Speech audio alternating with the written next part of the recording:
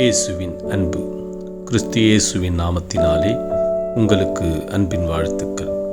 சங்கீதம் 33 அதிகாரம் 9 அவர் சொல்ல ஆகும், அவர் கட்டளையிட நிற்கும். அப்பிரியமானவர்களே, வேதம் சொல்லுகிறது, கர்த்தர் சொல்ல உங்கள் வாழ்க்கையில் எல்லாம் ஆகும். அவர் எவைகளை உங்களுக்கு கட்டளையிட்டாரோ அது அப்படியே நடக்கும் என்று வேதம் சொல்லுகிறது. இருதயத்தில் கர்த்தரை மட்டும் நீங்கள் நோக்கி கூப்பிட்டீர்கள் ஆனால் எனக்கு உண்டானதை அவர் நிறைவேற்றுவார் என்று விசுவாசம் வைப்பீர்கள் ஆனால் அவர் நிச்சயம் அதை செய்து முடிப்பார். உலகத்தில் அநேகர் நமக்கு தெரிந்திருக்கலாம். அதிகாரிகளும் அரசாங்கங்களும் பொறுப்புகளும் தெரிந்திருக்கலாம். அநேக பலவான்கள் பக்கபலமாக இருக்கலாம்.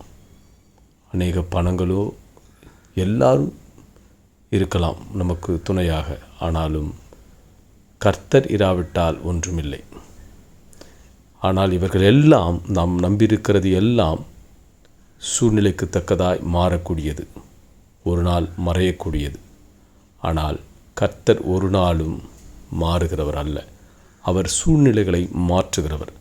அவர் உன் சூழ்நிலை என்னவாக இருந்தாலும் அதை உனக்கு சாதகமாக அவர் மாற்றி அவர் உன்னை உயர்த்தக்கூடும். அவர் சொல்ல ஆகும். அவர்களையெல்லாம் அவர்தான் அண்ட சராசரங்களுக்கும் தேவன். அவரை நீ நம்பும் பொழுது எனக்கு உண்டானதை கர்த்தர் நிறைவேற்றுவார் என்று நீ விசுவாசிக்கும் பொழுது அவர் இந்த எல்லாவற்றிற்கும் அவர் கட்டளையிடுவார்.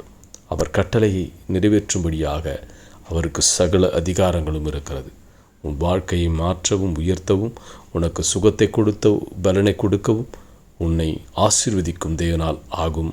அவராலே எல்லாம் கூடும்.